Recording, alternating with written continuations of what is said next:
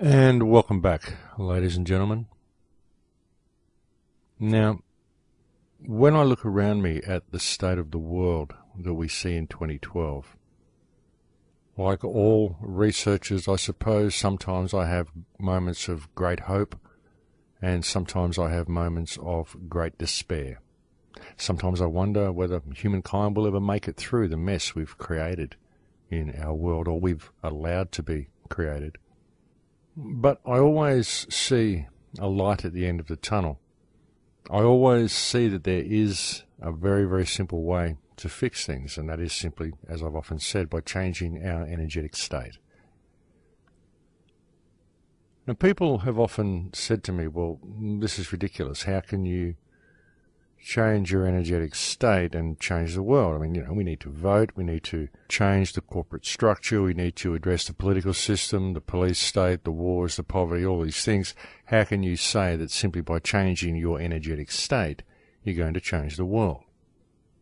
But the thing is that all of the problems that we face from all of the things that I just mentioned, these systems are all in place, and these systems are all perpetuated simply by us being in the wrong energetic state to begin with.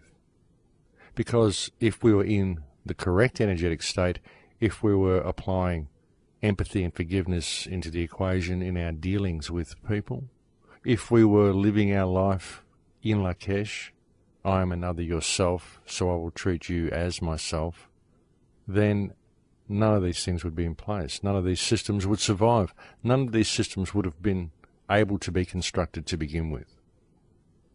But the thing is that now we know these systems are there. It's obvious for all to see. I mean, even the price that you're paying for everything that you need in the world today.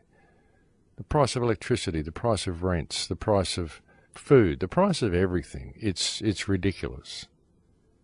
And all of these things are there, right in our face, and yet we continue to go along with it. Now, of course, I'm not saying, well, you can refuse to pay the price at the supermarket, but you need to question the price. And you need to get the people who run the supermarket to question the price from the producers. And then you need to get the producers to question why the rules, the government rules, are in place that give them all the overheads that they've got. You see, you can't blame any one of the individuals along the line. You can't blame the proprietors of the shop. You can't blame the transport company. You can't blame the producers. You've got to look at the system that creates this state of shortage for everybody and this incredibly expensive reality that everybody's living in. And once you see that it's all in place, you have to simply disconnect yourself from it. And the way to do that is to connect yourself with the people around you.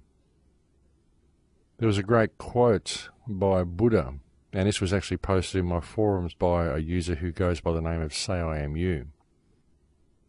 And good call, by the way. I do get so many emails, and I am so sorry to the people who send me emails who I don't respond to or who I haven't responded to. I've got literally 700 emails flagged that I'd like to respond to when I get time. And I get an email about every 5 or 10 minutes from someone through the website, and it's just very difficult to keep onto it all, folks. I really do apologise for people whom I have not answered, who've asked me questions and sought advice and all sorts of stuff, but really you need to be the advice for yourself. But good move on Say I Am You for posting in capital letters in the forums an open letter to Max Igan. And this is a rare thing for me, folks, because I don't usually go to the forums. I don't really participate in the forums simply because I don't have time. So I wouldn't really recommend it as a way of attempting to contact me.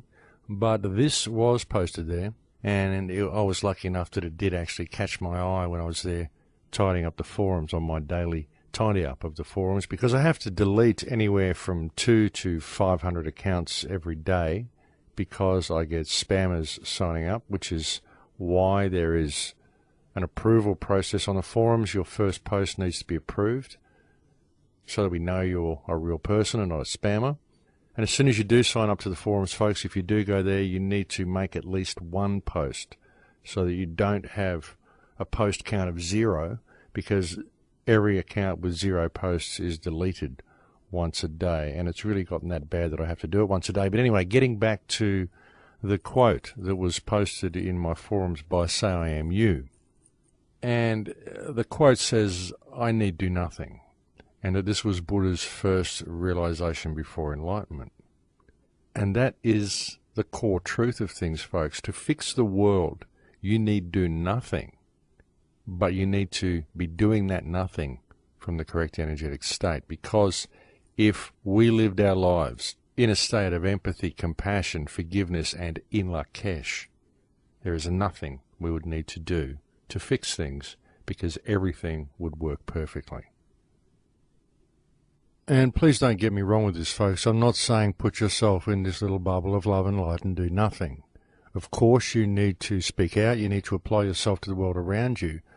But by saying that you need do nothing, what Buddha was saying is that if you are in the correct energetic state, the world would function perfectly. You see, you don't have to fight the system to bring the system down. You have to realize that the system is fiction. Although in some cases there are some things you may want to do, like if you see one of the new US drones over your house, you may wish to shoot it down. I know I would. And I think that that would be doing the right thing. I mean, that's non-violent non-compliance. I can't see anything violent about shooting down an unmanned drone that happens to be armed and flying over your house, spying on you with a camera. And this, of course, is the new drone army, or the drone air force that the US government is planning on launching into the skies above America, like 30,000 drones or something. They're going to be launching over the country to apparently keep the people safe, which of course could not be further from the truth. But again, all of these things are being put into place simply because of people's compliance with the system, people's failure to do the right thing in all that they do. And it's coming in endless waves from the government, folks. They are really beginning to lock things down due to our compliance with the system. And so we need to stop complying with it, but it's got to start at home. It's got to start on an individual level. There's no point marching against the White House or anything like that, because that's simply not going to work. It's just going to make things a little bit worse. You see, there are so many things going on, and there are so many attempts being made through factions to protest and change the system, but very often the way these things are applied to reality simply exacerbates the problem. What we've recently seen in Chicago, and I would really like to put a kind word and a kind thought, and I'd like everybody to spare a very kind and compassionate thought for the poor young guys that are in jail in Chicago right now, held on terrorism charges because they owned beer-making equipment, and I believe they may have been part of the Occupy rally. They're currently being kept in what is called observation cells, but what essentially amounts to sensory deprivation cells. They are being kept in solitary confinement in absolutely white rooms with the light on 24 hours a day, and they've been there for quite some time now. And this is, as I said, on terrorism charges because they own a beer-making equipment. See, this is what they've been able to do with the NDAA and the Patriot Act. They've been able to make everything terrorism, when really what you see here very, very obviously is that the true terrorists in this situation are the Chicago police, who have terrorized the people who are attempting to stand up to the system. So this is what happens when these protests occur. Even though the people that are demonstrating and are conducting these protests are essentially doing so because they're good people and they want positive change, it's still the wrong approach, because they're approaching the problem from a perspective of anger. And this just exacerbates the problem, when the real focus should be on community, and you're only going to build this communal spirit through forgiveness and compassion and changing your own energetic state so that you do what is good, you do what is right. You do the right thing in all that you do, and then it ripples out around you. Because, as I'm saying, none of these problems would exist if people simply did the right thing. You see, people have grown up with the concept that the system is real. They've grown up with the concept that money means everything, that it's all about the economic model, and they're taught this way. And many of the CEOs of these companies, these major corporations that are doing all these irresponsible things, and many of the people high up in the hierarchy simply aren't going to change, because For them, it's all about money. They get money and they become greedy, and it just becomes like a drug to them. They just make more and more and more and more. I mean, look what happened with the banking bailout, the irresponsible things that went on there. Trillions of dollars taken from the American people and given to the criminals who created the financial problem, and all they did with the money was pay themselves bonuses.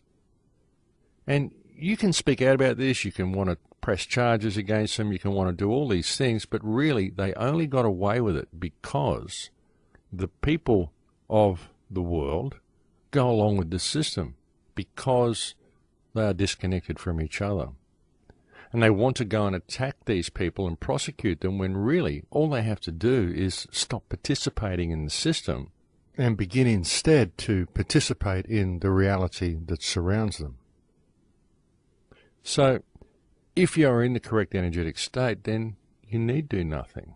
That's the thing. All you have to do is what is right in all that you do.